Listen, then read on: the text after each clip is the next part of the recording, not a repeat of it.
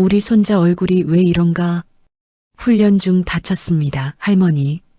특전사의 자부심을 안고 입대했지만 군기라는 이름의 폭력 속에서 영혼까지 짓밟힌 23 청년. 첫 휴가날 손자의 광대뼈에 새겨진 시퍼런 멍자국을 본 순간 지팡이 짚은 노인의 눈빛이 전장의 지휘관으로 돌변합니다. 아무도 알아보지 못했습니다.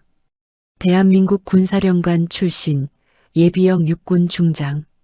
이 할머니가 단신으로 위병소를 밟는 순간 견고했던 부대의 질서는 무너지기 시작합니다. 할머니의 전화 한 통, 4분 만에 혼비백산 달려온 준장, 그리고 예고되는 거대한 폭풍, 썩어 빠진 부대를 뿌리째 뒤흔들 할머니의 전쟁이 시작됩니다. 좋아요 버튼 눌러주시고 어디서 보시는지 댓글 남겨주세요. 구독하시면 더 강렬한 이야기로 찾아뵙겠습니다. 한 할머니가 부대 전체를 뒤집은 이야기. 지금 시작합니다. 새벽 4시 특전사 707여단 훈련장. 이른 아침 어둠 속에서 병사들의 거친 숨소리가 들렸습니다. 민재 하사, 동작이 왜 이렇게 느려?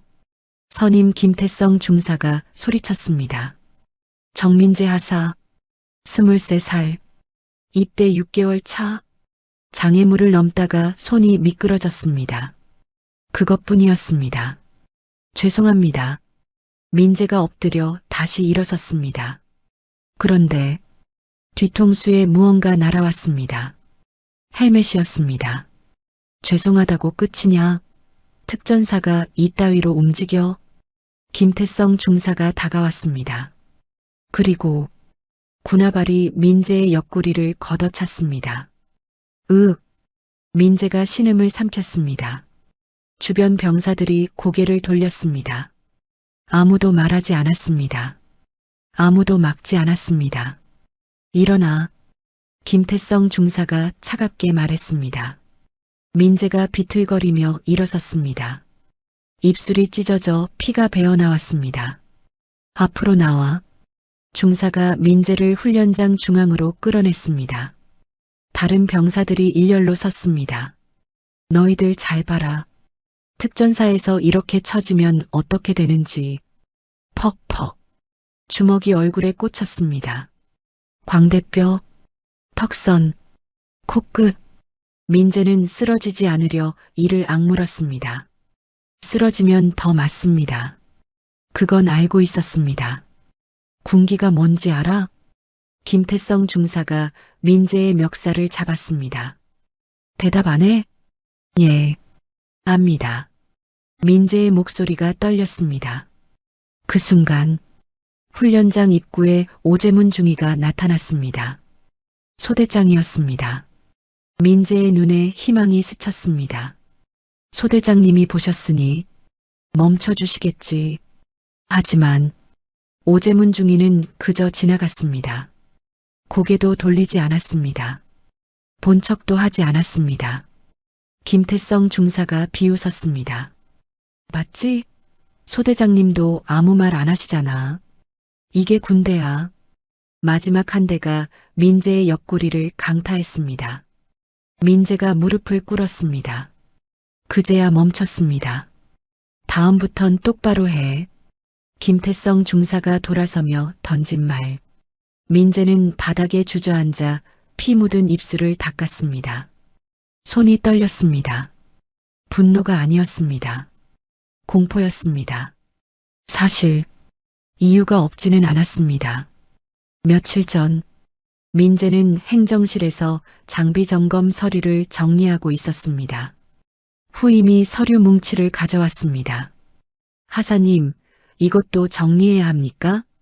훈련비 집행 내역서였습니다. 민재가 무심코 펼쳐봤습니다. 특수훈련 장비 구매 마이너스 500만 원. 고개를 갸우뚱했습니다. 우리 이번 달에 새 장비 받은 거 있었나?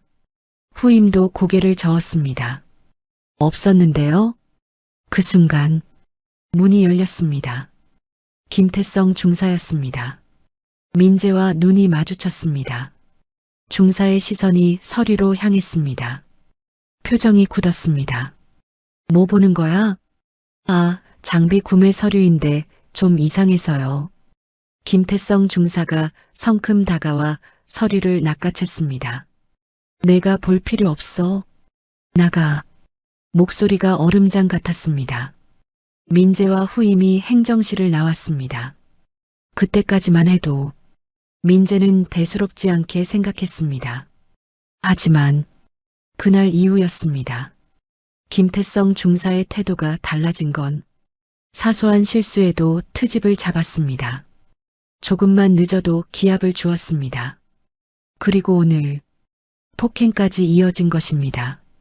민재는 몰랐습니다. 자신이 본 그 서류가 오제문 중위와 김태성 중사의 횡령 증거였다는 것을, 그리고 그들이 자신을 얼마나 경계하고 있는지. 훈련은 계속되었습니다. 아무 일도 없었다는 듯이 훈련이 끝나고 민재는 의무실로 향했습니다. 걸음걸이가 불안정했습니다. 옆구리가 욱신거렸고 얼굴 한쪽이 부어올랐습니다. 의무실 문을 열자 이상훈 군의관 대위가 고개를 들었습니다. 어서 오세요. 앉으세요. 민재가 의자에 조심스럽게 앉았습니다. 이상훈 대위가 민재의 얼굴을 살폈습니다. 눈빛이 굳어졌습니다. 이게 훈련 중에 다친 겁니까? 예. 민재가 짧게 대답했습니다. 이상훈 대위가 펠라이트로 눈을 비추고 얼굴을 만져봤습니다. 광대뼈, 턱선, 옆구리. 손가락이 닿을 때마다 민재가 움찔했습니다. 상의 벗어보세요. 민재가 천천히 상의를 걷어 올렸습니다. 옆구리 전체가 시퍼렇게 멍들어 있었습니다. 군화 자국이 선명했습니다. 이상훈 대위의 표정이 심각해졌습니다. 하사님, 이건 훈련 사고가 아닙니다. 명백한 타박상입니다. 누가 때린 겁니까? 민재가 입술을 깨물었습니다. 대답하지 않았습니다.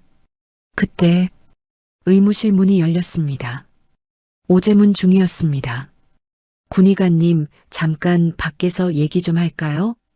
이상훈 대위가 일어섰습니다. 두 사람이 복도로 나갔습니다. 문이 닫혔지만 목소리는 새어 들어왔습니다. 대위님, 이번 거는 그냥 훈련 사고로 처리해 주십시오. 오제문 중위의 목소리였습니다. 중위님, 이건 명백한 폭행입니다. 보고해야 합니다. 보고하면 부대 전체가 난리 납니다. 대위님도 아시잖습니까? 그래도 대위님 진급심사 고지죠? 이런 일로 부대 이미지 나빠지면 대위님한테도 좋을 게 없습니다. 침묵이 흘렀습니다. 긴 침묵. 민재는 의자에 앉아 손을 꽉 쥐었습니다. 손톱이 손바닥에 박혔습니다. 문이 다시 열렸습니다. 이상훈 대위가 들어왔습니다. 얼굴이 굳어 있었습니다. 훈련 중 장애물에 부딪힌 것으로 기록하겠습니다. 예. 민재가 고개를 숙였습니다. 이상훈 대위가 소독약을 꺼내 상처를 닦아주었습니다. 손이 떨렸습니다. 민재의 손도 떨렸습니다. 파스 붙이고 이틀 정도 쉬세요. 그리고 이상훈 대위가 말을 멈췄습니다. 그리고 작은 목소리로 말했습니다. 미안합니다. 민재는 아무 말도 하지 않았습니다. 할 수 있는 말이 없었습니다. 의무실을 나서며 민재는 복도 벽에 붙은 포스터를 봤습니다. 병역 내 폭력 신고하세요. 그 아래 적힌 전화번호. 민재는 고개를 돌렸습니다. 그냥 지나쳤습니다. 신고해봤자 바뀌는 건 없습니다. 이미 알고 있었습니다. 일주일 후 민재가 첫 휴가를 받았습니다. 시골 버스 정류장. 할머니 서정옥이 지팡이를 짚고 서 있었습니다. 여든을 바라보는 나이. 허리는 굽었지만 눈빛만큼은 또렷했습니다. 버스가 멈췄습니다. 민재가 내렸습니다. 할머니, 환한 미소. 하지만 할머니의 시선은 손자의 얼굴에 고정되었습니다. 광대뼈 아래 희미하게 번진 노란빛, 턱선을 따라 남은 푸른 자국. 화장으로 덮으려 했지만 햇빛 아래선 다 보였습니다. 훈련 중에 장애물 넘다 넘어졌습니다. 괜찮습니다. 민재가 먼저 말했습니다. 너무 먼저, 너무 빠르게. 할머니는 아무 말도 하지 않았습니다. 그저 손자의 얼굴을 오래, 아주 오래 바라보았습니다. 집으로 가는 길, 민재는 계속 말했습니다. 훈련이 정말 힘들긴 한데 괜찮습니다. 선임들도 잘해주시고요. 부대밥도 맛있고 동기들이랑 잘 지내고 있습니다. 특전사 훈련이 원래 이렇게 빡센 거래요. 다들 이렇게 버텨냅니다. 말이 많았습니다. 평소보다 훨씬 많았습니다. 할머니는 여전히 조용했습니다. 그날 저녁, 할머니가 차린 밥상 앞, 민재가 숟가락을 들었습니다. 손이 미세하게 떨렸습니다. 밥을 떠먹을 때마다, 턱을 움직일 때마다 얼굴 한쪽이 굳는 게 보였습니다. 할머니는 그것도 놓치지 않았습니다. 많이 먹으렴. 할머니가 반찬을 더 올려주었습니다. 민재가 고개를 끄덕였습니다. 말없이 밥을 먹었습니다.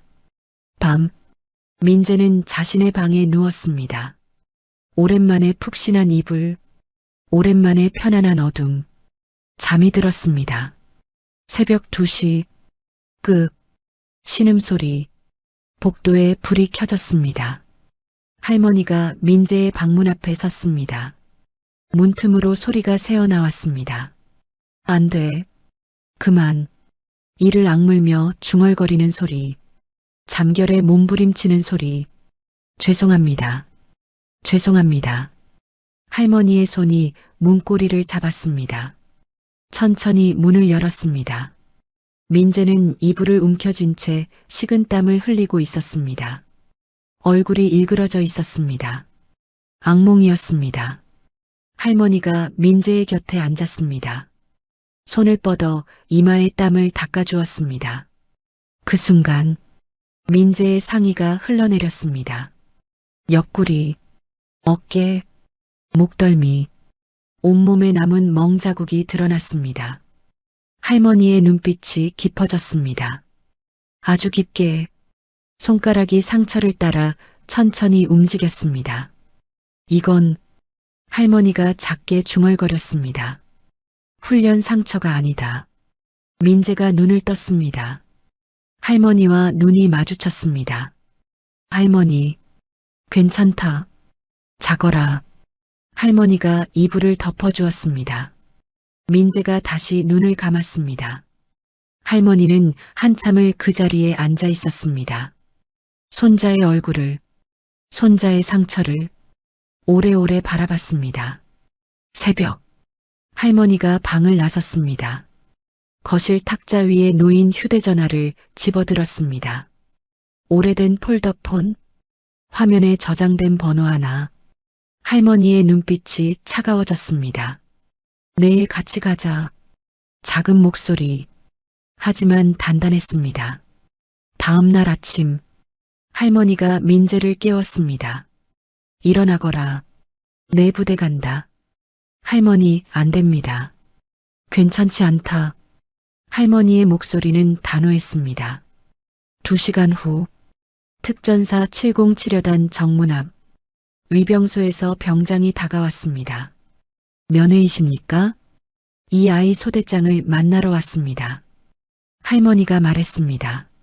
민간인은 부대 출입이 불가합니다. 병장이 매뉴얼대로 답했습니다. 그럼 밖으로 나오시라고 전해주십시오. 어르신, 규정상 안 됩니다. 위병소 안에서 상병이 나왔습니다. 민재를 알아봤습니다. 민재 하사님? 휴가 아니셨어요? 할머니가 말했습니다. 응급 상황입니다. 소대장을 불러주십시오. 상병이 할머니를 훑어봤습니다. 지팡이 짚은 노인, 구분 등 어르신, 여기는 특전사입니다. 민간인이 함부로 들어올 수 없습니다. 말투가 차가웠습니다. 민재가 앞으로 나섰습니다. 제가 할 말이 있어서 휴가 끝나고 복귀하셔서 말씀하십시오. 상병이 단호하게 끊었습니다. 할머니가 지팡이를 땅에 짚었습니다. 이 부대 지휘관을 불러주십시오. 지휘관님을 왜 부릅니까? 상병이 비웃었습니다. 위병소에서 병사 2명이 더 나왔습니다. 야, 민재 하사 할머니 오셨네. 휴가 중에 무슨 일이야? 수군거리는 소리. 민재의 얼굴이 붉어졌습니다. 할머니는 미동도 하지 않았습니다. 헌병을 부르시겠습니까? 아니면 책임자를 부르시겠습니까? 목소리는 평온했습니다. 어르신, 지금 협박하시는 겁니까? 선택을 드리는 겁니다. 상병이 한숨을 쉬며 무전기를 들었습니다. 위병소입니다. 민간인이 지휘관님 면담 요청. 예. 무전기 너머로 짜증 섞인 목소리. 헌병 부르고 돌려보내. 어르신, 헌병 부를 수밖에 없습니다. 할머니가 고개를 끄덕였습니다. 그러십시오. 그리고 주머니에서 오래된 휴대전화를 꺼냈습니다. 병사들이 키득거렸습니다. 뭐야, 신고하려나? 민재는 고개를 숙였습니다. 할머니는 전화번호를 눌렀습니다. 할머니의 손가락이 전화기 버튼 위에 머물렀습니다. 병사들의 웃음소리가 점점 커졌습니다. 할머니, 진짜 신고하시게요? 112 누르시면 경찰 오는데 민폐만 끼치십니다. 상병이 팔짱을 끼며 말했습니다. 어르신, 마지막으로 말씀드립니다. 지금 돌아가시는 게 좋습니다. 할머니는 대답하지 않았습니다. 그저 전화기 화면을 내려다봤습니다. 민재가 할머니의 팔을 잡았습니다. 할머니, 그만 가요. 제발. 목소리가 떨렸습니다. 부끄러움, 두려움, 그리고 무력감. 할머니가 손자를 봤습니다. 눈빛이 부드러워졌습니다. 괜찮다. 그 한마디. 그리고 다시 전화기를 받습니다. 위병소 안에서 헌병 2명이 나왔습니다. 무슨 일입니까? 헌병이 상황을 파악하며 다가왔습니다. 상병이 설명했습니다. 저 어르신이 계속 지휘관님 만나겠다고 우기십니다. 헌병이 할머니에게 다가갔습니다. 어르신, 부대 규정상 민간인 출입은 불가합니다. 돌아가 주셔야겠습니다. 책임자를 만나고 돌아가겠습니다. 할머니의 대답. 헌병의 표정이 굳었습니다. 지금 불응하시면 강제 퇴거 조치할 수밖에 없습니다. 그러십시오. 할머니는 여전히 흔들리지 않았습니다. 헌병이 무전기를 들었습니다. 긴장감이 고조되었습니다. 주변의 병사들이 하나둘 모여들었습니다. 구경거리가 생긴 것입니다. 뭔 일이야? 민재 하사 할머니가 난리치심. 에휴, 저러니까 군대에서 당하지. 속닥거림. 민재는 그 모든 시선을 느꼈습니다. 땅이 꺼질 것 같았습니다. 그때 할머니가 전화 통화 버튼을 눌렀습니다. 연결음이 울렸습니다. 병사들이 웃음을 멈췄습니다. 뭔가 이상했습니다. 할머니의 표정, 흔들림 없는 눈빛, 그리고 전화가 연결되었습니다. 저 서정욱입니다. 목소리는 낮았습니다. 하지만 공기가 얼어붙었습니다. 지금 당장 오십시오. 차갑고 단호했습니다. 5분 드리겠습니다. 할머니가 전화를 끊었습니다. 그리고 병사들을 봤습니다. 5분만 기다리겠습니다. 헌병이 어이없다는 표정을 지었습니다. 어르신, 누구한테 전화하신 겁니까? 할머니는 대답하지 않았습니다. 그저 정문을 바라봤습니다. 시계를 보지도 않았습니다. 병사들은 여전히 수군거렸습니다. 하지만 점점 조용해졌습니다. 할머니의 침묵이 묘하게 압도적이었습니다. 바로 그때 정문 안쪽에서 차 한 대가 급하게 달려왔습니다. 급정거. 차에서 한 명이 뛰어내렸습니다. 어깨에 별 하나. 준장이었습니다. 특수작전 여단장. 그가 할머니를 봤습니다. 얼굴이 새하얗게 질렸습니다. 준장이 차에서 내렸습니다. 특수작전 여단장 박진수 준장. 군복이 땀에 젖어 있었습니다.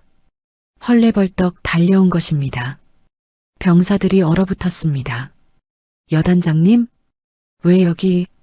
준장은 병사들을 보지 않았습니다. 오직 할머니만 봤습니다. 그리고 거수경례. 예비역 육군 중장님 박진수 준장입니다. 목소리가 떨렸습니다. 공기가 멈췄습니다. 중장? 병사들이 서로를 봤습니다. 헌병의 입이 벌어졌습니다. 상병은 얼굴이 흙빛이 되었습니다. 할머니가 천천히 고개를 끄덕였습니다. 오래간만입니다. 박준장. 평온한 목소리. 하지만 무게가 달랐습니다. 준장이 경례를 내렸습니다. 이마에 식은땀이 흘렀습니다. 실례지만 무슨 일로? 제 손자 일로 왔습니다. 할머니가 민재를 가리켰습니다. 준장의 시선이 민재에게 향했습니다. 얼굴에 멍, 부은 광대뼈, 준장의 표정이 굳어졌습니다. 이게 훈련 중 다쳤답니다. 할머니의 말. 준장이 민재를 다시 봤습니다. 그리고 할머니를 봤습니다. 안으로 모시겠습니다. 아닙니다. 여기서 이야기하겠습니다.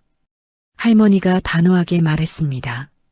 주변 병사들 앞에서 공개적으로. 준장이 삼켰습니다. 중장님, 이 아이 소대장을 부르십시오. 예. 준장이 무전기를 들었습니다. 여단장이다.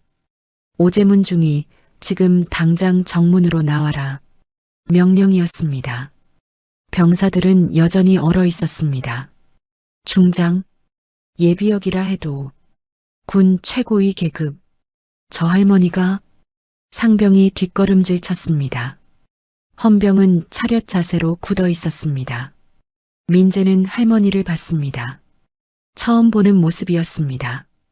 할머니가 이런 사람이었다는 걸 한 번도 들어본 적이 없었습니다. 5분 후 오재문 중위가 뛰어왔습니다. 여단장님, 부르셨습니까? 준장이 할머니를 가리켰습니다. 이분께서 내 소대 정민재 하사보호자시다. 오재문 중위가 할머니를 봤습니다. 그리고 민재를 봤습니다. 아, 예. 어색한 경례. 할머니가 오재문을 똑바로 봤습니다.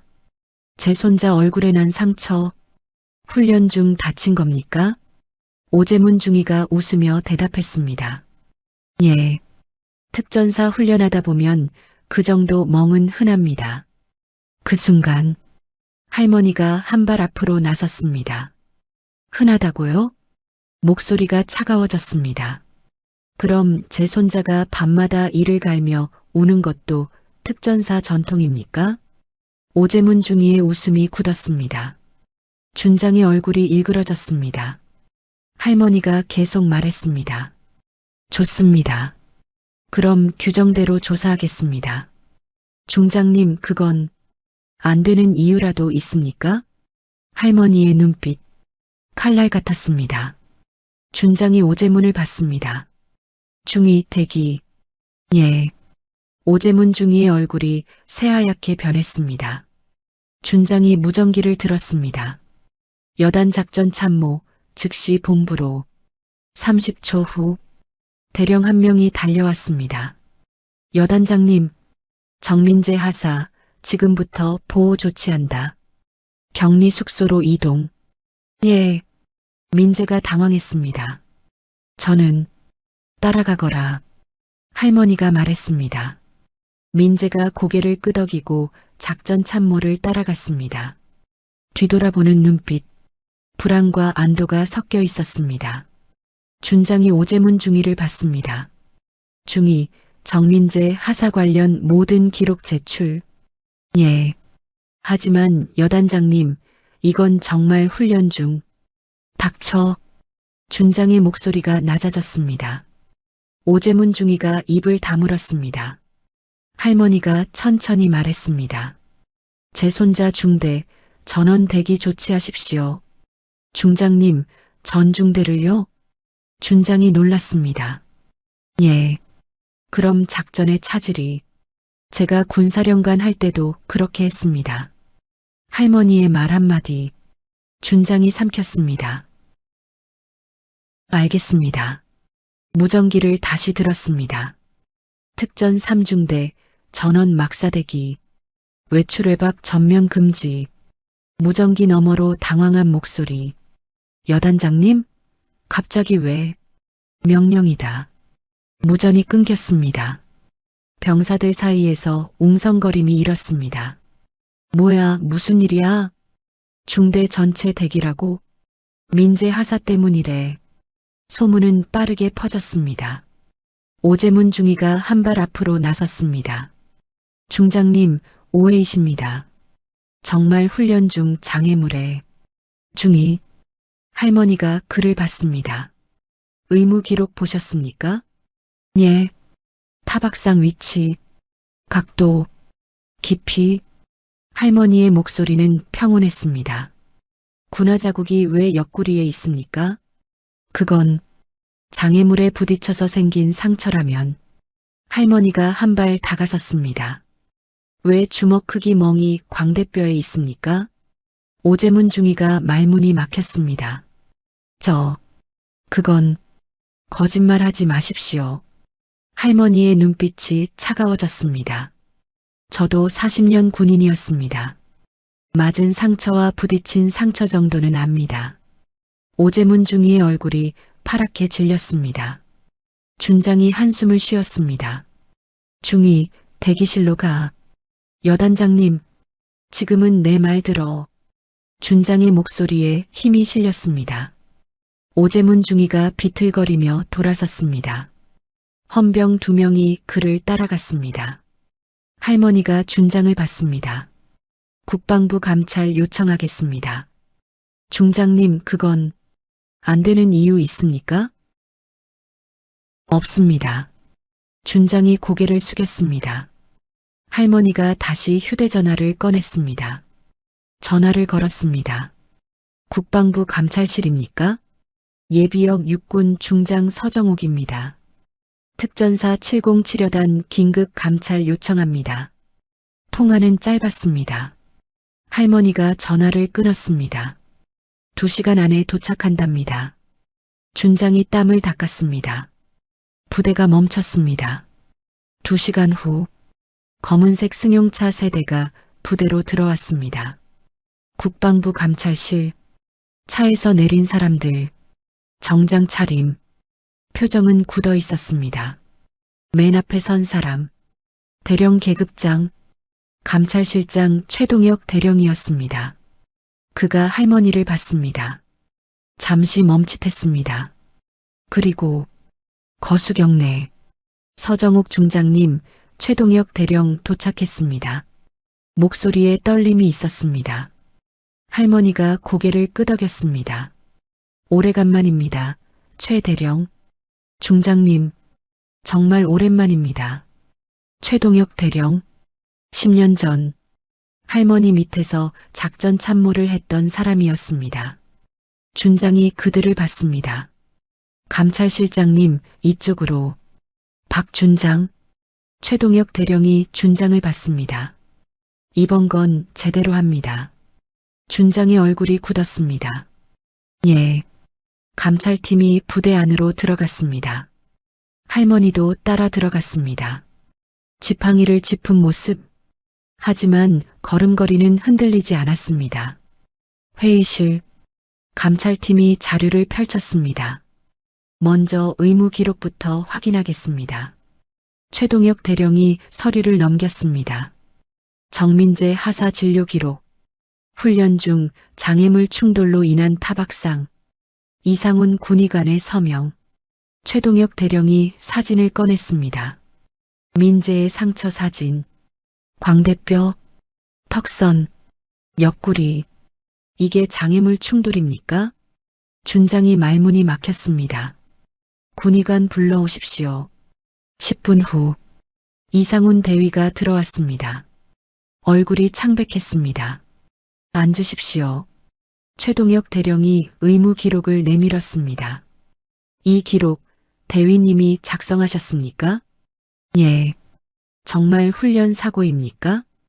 이상훈 대위가 입술을 깨물었습니다. 침묵. 대위님, 할머니가 말했습니다. 거짓말하지 마십시오. 이상훈 대위가 할머니를 봤습니다. 눈빛이 흔들렸습니다.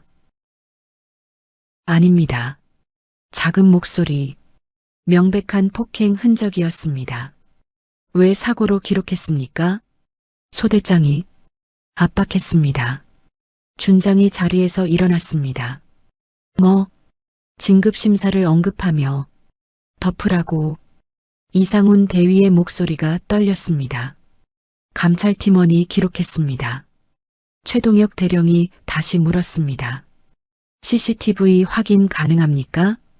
훈련장 CCTV는 고장났다고 들었습니다. 고장? 예. 한 달 전부터. 정비 기록은 없습니다. 최동혁 대령의 눈빛이 날카로워졌습니다. 녹취는? 훈련 중 녹취는 하지 않습니다. 증언은? 동기들이 있습니다. 불러오십시오. 부대가 움직이기 시작했습니다. 병사들이 하나둘 불려갔습니다. 복도에서, 대기실에서 증언이 쌓였습니다. 맞은 거 맞습니다. 김태성 중사가 때렸습니다. 소대장님이 보고도 못 본 척했습니다. 부대 전체가 긴장했습니다. 누가 다음 차례인지, 누가 말할 것인지 공기가 무거웠습니다. 할머니는 회의실 한쪽에 앉아 있었습니다. 말없이 지켜보고 있었습니다. 감찰 이틀째 회의실에 서류가 쌓였습니다. 최동혁 대령이 한 장을 들어 올렸습니다. 훈련비 집행 내역서, 특전 훈련 장비 구매 500만 원. 하지만 실제 구매액은 200만 원. 나머지 300만 원. 오재문중이 개인 계좌로 입금되어 있었습니다. 한 달에 두세 번, 소액으로 나뉘어 6개월간 총 1,800만 원. 준장의 얼굴이 흙빛으로 변했습니다. 감찰팀원이 다른 서류를 펼쳤습니다. 진급 청탁 정황, 김태성 중사 상사 진급 대상자, 오재문 중위가 인사과에 압박한 녹취, 인사 비리까지 드러났습니다. 할머니의 눈빛이 차갑게 식었습니다. 최동혁 대령이 파일을 넘겼습니다. 중대장 박철민 소령의 진술서, 소대 내부 문제로 판단, 소대장에게 자체 처리 지시, 가혹행위를 보고받고도 묵인했습니다. 대대장 결재 없이는 불가능한 훈련비 집행, 의심은 더 위로 올라갔습니다. 서류가 계속 쌓였습니다. 소대장, 중대장, 선임 하사들, 한 명씩 격리되었습니다. 부대 전체가 얼어붙었습니다. 복도에서 병사들이 속삭였습니다. 중대장까지 격리되었다는 소문, 부대 해체설까지 돌았습니다. 공포와 불안이 번졌습니다. 김태성 중사가 조사실로 끌려왔습니다. 얼굴이 창백했습니다. 최동혁 대령이 민재의 상처 사진을 내밀었습니다. 김태성 중사가 고개를 떨궜습니다. 추가 질문. 다른 병사들도 때렸냐는 물음. 대답은 나왔습니다. 12명. 6개월간 12명을 폭행했습니다. 감찰팀원이 차례로 기록했습니다. 부대는 완전히 멈췄습니다. 훈련 중단, 외출 금지, 전 병력 대기, 식당에서, 막사에서 병사들은 서로의 눈치만 봤습니다. 누가 다음 차례일지, 누가 더 말할 것인지 공기가 무거웠습니다. 할머니는 여전히 회의실 한쪽에 앉아 있었습니다. 지팡이를 짚고 말없이 지켜보고 있었습니다. 썩은 고리가 하나씩 드러났습니다. 가혹행위, 횡령, 인사비리, 조직적 은폐, 특전사 707여단의 어둠이 빛 아래로 끌려 나왔습니다. 감찰은 계속되었습니다. 격리 숙소, 민재는 창문 너머로 부대를 바라봤습니다. 훈련장이 텅 비어 있었습니다. 병사들은 막사에 갇혀 있었습니다. 자신 때문이었습니다. 문이 열렸습니다. 식사를 가져온 병사, 쟁반을 내려놓고 나가려다 말했습니다. 하사님, 부대 완전히 난리 났습니다. 민재가 고개를 들었습니다. 중대장님까지 조사받으신대요. 다들 하사님 때문이라고 말끝을 흐렸습니다. 문이 닫혔습니다. 민재는 밥을 먹지 못했습니다. 목구멍으로 넘어가지 않았습니다. 핸드폰이 없었습니다. 회수당했습니다. 외부 연락 차단. 혼자였습니다. 완전히 혼자였습니다. 밤, 민재는 침대에 누워 천장을 봤습니다. 눈을 감았습니다. 하지만 잠이 오지 않았습니다. 머릿속에 맴도는 생각들. 내가 참았어야 했나? 할머니한테 말하지 말았어야 했나? 이렇게까지 커질 줄 몰랐는데. 부대 전체가 멈췄습니다. 동기들도 대기 중입니다. 선임들도 조사받고 있습니다. 모두 자신 때문이었습니다. 다음 날 아침, 복도를 지나가는 병사들의 목소리가 들렸습니다. 민재 하사 때문에 훈련도 못하고 우리까지 왜 조사받아야 돼? 그냥 참지 왜 할머니를 불러와. 민재는 문 뒤에 서서 그 소리를 들었습니다. 가슴이 무너졌습니다. 오후, 감찰팀원이 찾아왔습니다. 정민재 하사, 추가 증언이 필요합니다. 민재가 조사실로 향했습니다. 복도에서 마주친 동기, 눈을 마주치지 않았습니다. 고개를 돌렸습니다. 민재는 그냥 지나쳤습니다.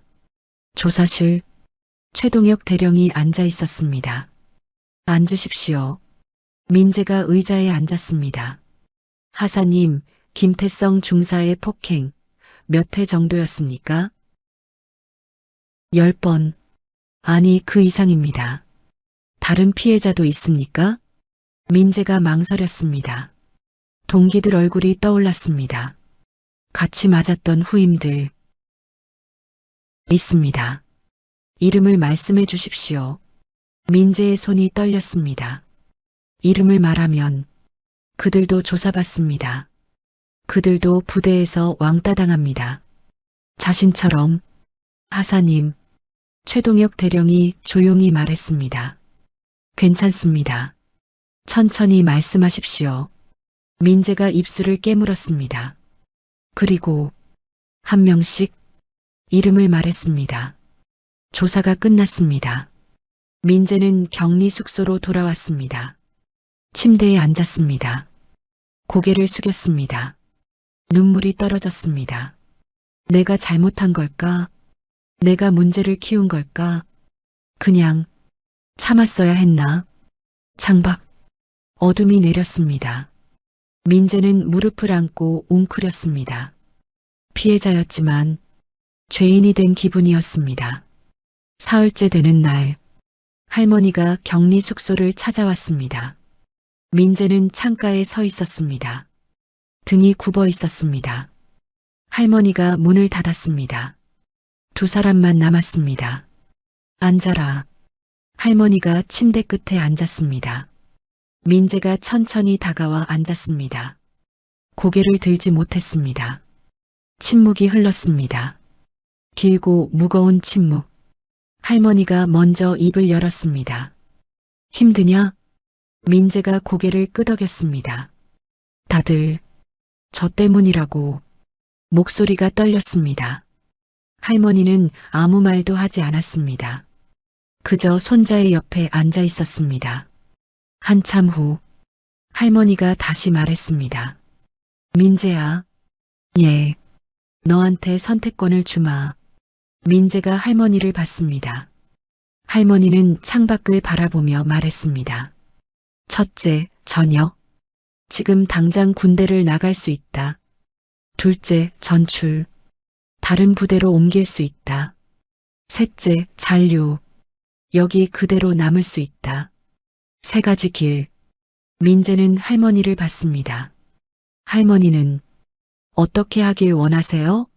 내가 원하는 게 아니라 할머니가 손자를 똑바로 봤습니다. 내가 원하는 게 중요하다. 하지만 나는 내 선택을 존중할 거다. 어떤 선택이든. 할머니의 목소리는 단단했습니다. 민재는 고개를 숙였습니다. 저녁, 가장 쉬운 길. 이 모든 것에서 벗어날 수 있습니다. 전출, 새로운 시작, 아무도 자신을 모르는 곳, 잔류, 가장 힘든 길, 부대 내 시선, 동기들의 외면, 모든 것을 견뎌야 합니다. 시간을 줄게. 할머니가 일어났습니다. 천천히 생각해라. 문을 향해 걸어갔습니다. 할머니, 민재가 불렀습니다. 할머니가 멈췄습니다. 할머니는 옛날에 이런 일 없었어요? 할머니가 천천히 돌아봤습니다. 있었다. 그때는 어떻게 하셨어요? 할머니가 잠시 침묵했습니다. 그리고 말했습니다. 도망치지 않았다. 짧은 대답. 하지만 무게가 달랐습니다. 할머니가 문을 열고 나갔습니다. 민재는 혼자 남았습니다. 창밖을 봤습니다. 훈련장, 막사, 부대, 자신이 꿈꿔왔던 특전사였습니다. 하지만 지금은 감옥처럼 느껴졌습니다. 밤이 깊어갔습니다. 민재는 침대에 누웠습니다. 눈을 감았습니다. 세 가지 길이 머릿속에 맴돌았습니다. 저녁, 전출, 잔류, 선택해야 했습니다. 스스로. 아무도 대신 정해줄 수 없었습니다. 민재는 천장을 바라봤습니다. 긴 밤이었습니다. 다음 날 아침, 민재는 창문을 열었습니다. 새벽 공기가 차가웠습니다. 훈련장이 보였습니다. 텅 비어 있었습니다. 하지만 머릿속엔 소리가 들렸습니다. 구령 소리, 발걸음 소리, 그리고 비명 소리. 민재는 눈을 감았습니다.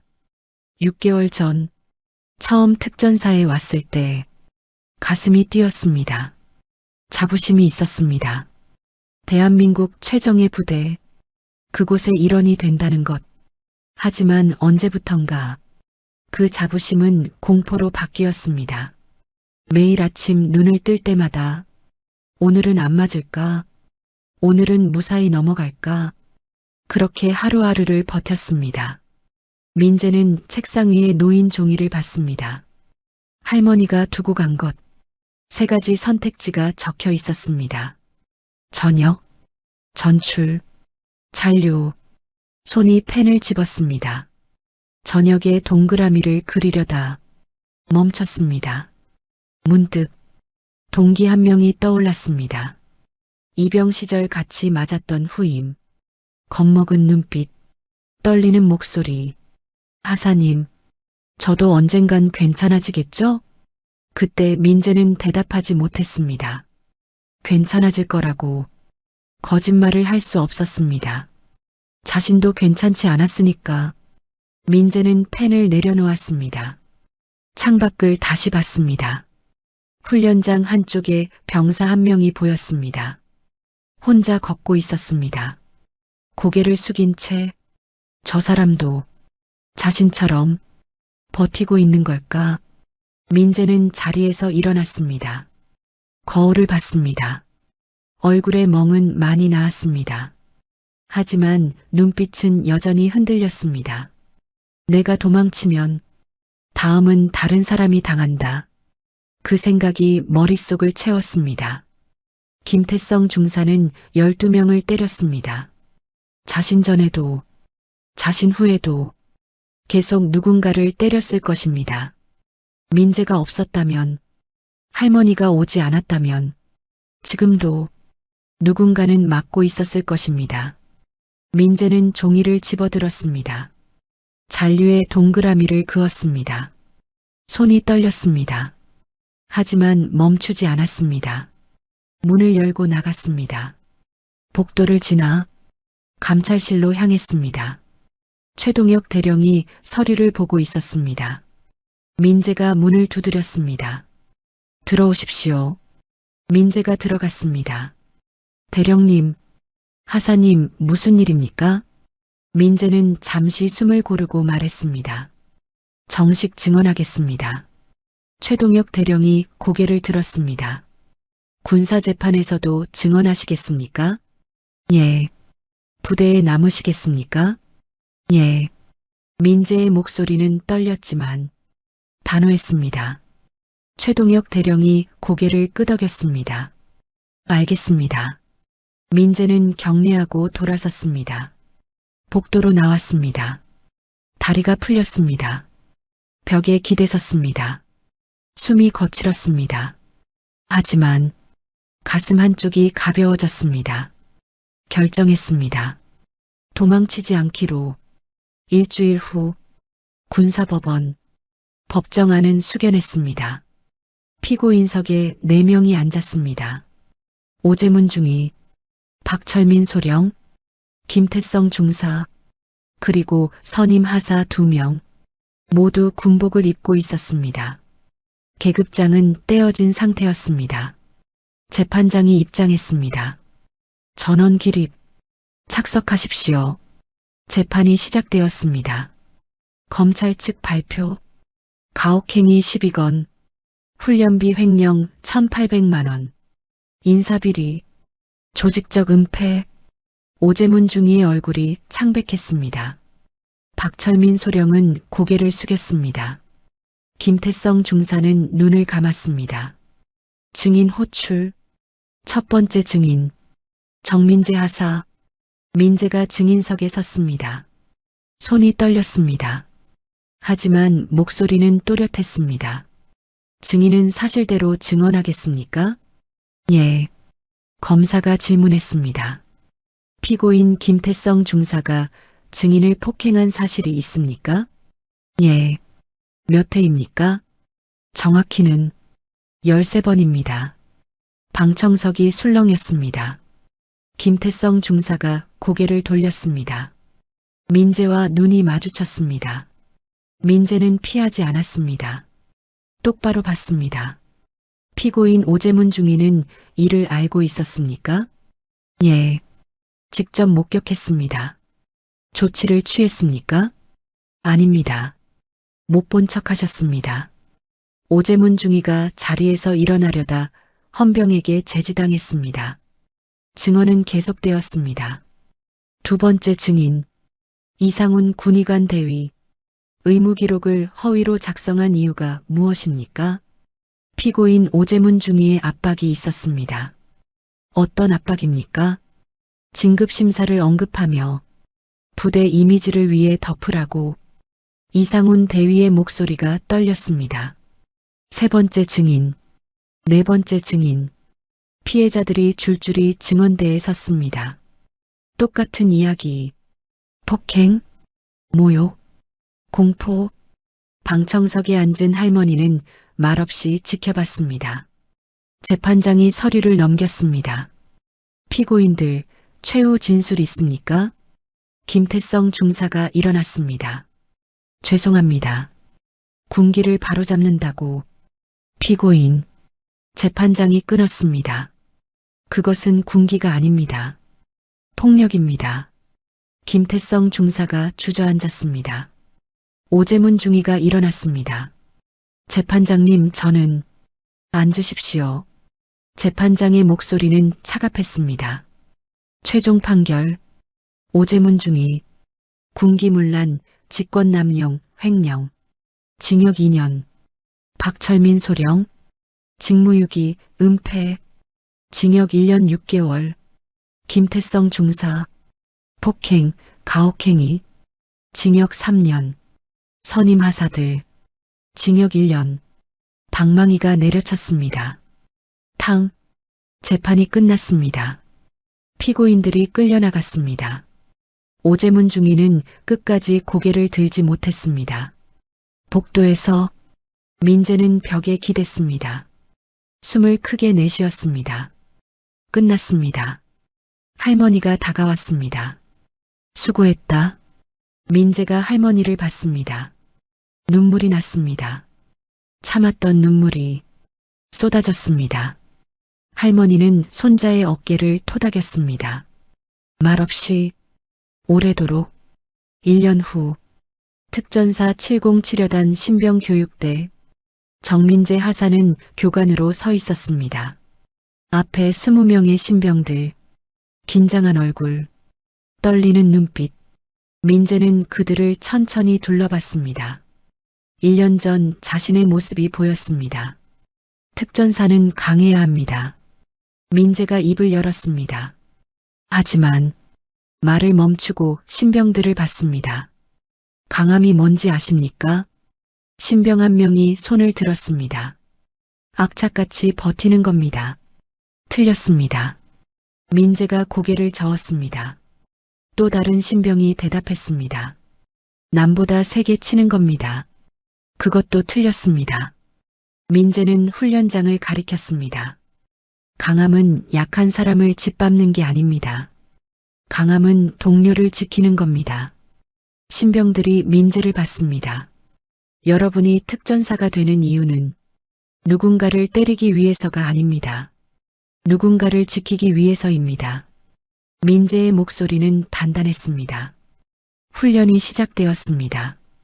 장애물 넘기, 체력 훈련, 신병 한 명이 넘어졌습니다. 다른 신병들이 지나쳤습니다.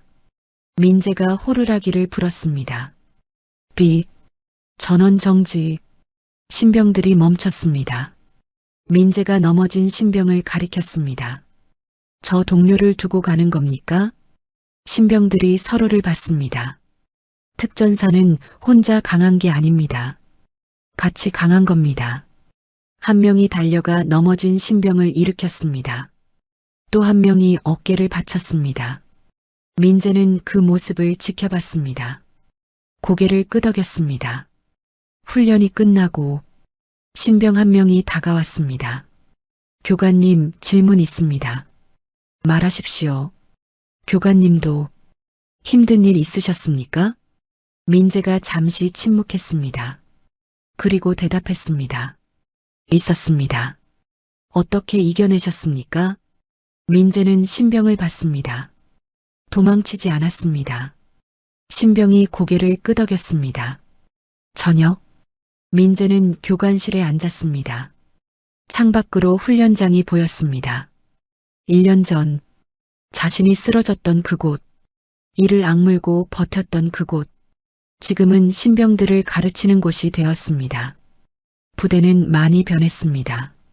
새로운 지휘관, 새로운 규정, 폭력 신고 시스템, 상담 제도.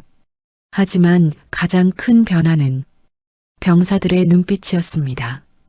더 이상 공포가 아니었습니다. 민재는 책상 위 사진을 봤습니다. 할머니와 함께 찍은 사진. 시골집 마루에서 할머니의 미소. 민재도 웃고 있었습니다. 전화가 울렸습니다. 할머니였습니다. 할머니, 잘 지내고 있냐?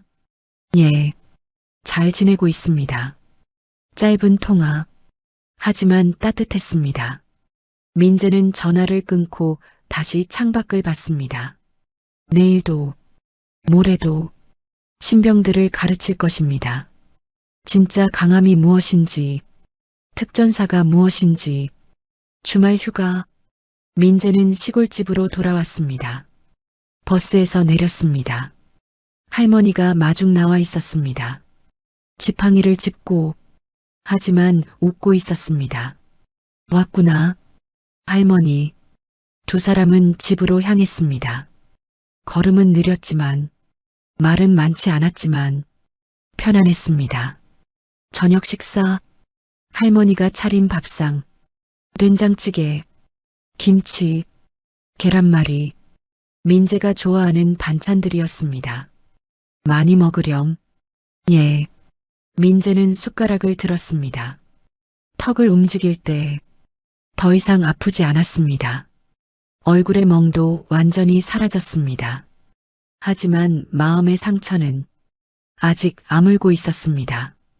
식사 후 두 사람은 마루에 나란히 앉았습니다. 해가 지고 있었습니다. 붉은 노을이 하늘을 물들였습니다. 바람이 불었습니다. 시원했습니다. 민재가 먼저 말했습니다. 할머니, 신병들 가르치는 게 생각보다 어렵습니다. 그렇겠구나. 제대로 하고 있는 건지 모르겠습니다. 할머니는 노을을 바라보며 대답했습니다. 넌 잘하고 있다. 어떻게 아세요? 내가 여기 있잖아. 할머니가 손자를 봤습니다. 도망치지 않고 민재는 고개를 숙였습니다. 할머니가 계속 말했습니다. 민재야. 예. 강한 군인이 뭔지 아느냐? 민재가 할머니를 봤습니다. 할머니는 여전히 노을을 바라봤습니다. 남을 짓밟는 놈이 아니다. 목소리는 낮았지만 단단했습니다. 끝까지 버텨서 지켜내는 놈이다. 민재의 가슴이 뜨거워졌습니다. 넌 그런 군인이 되었다. 할머니가 손자의 어깨를 토닥였습니다. 그러니 자신감을 가져라. 민재는 고개를 끄덕였습니다. 눈물이 핑 돌았지만 참았습니다. 두 사람은 한참을 그렇게 앉아 있었습니다. 말없이 노을을 바라보며 바람 소리만 들리는 저녁이었습니다. 해가 완전히 졌습니다. 어둠이 내렸습니다.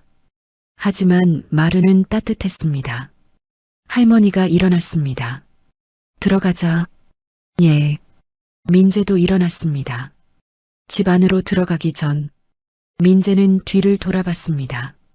훈련장이 있는 방향, 부대가 있는 방향, 내일이면 돌아갈 곳.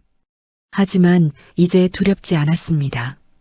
할머니가 가르쳐 준 것, 강함의 의미, 군인의 의미, 그것을 가슴에 새겼습니다. 민재는 집 안으로 들어갔습니다. 할머니가 불을 켰습니다.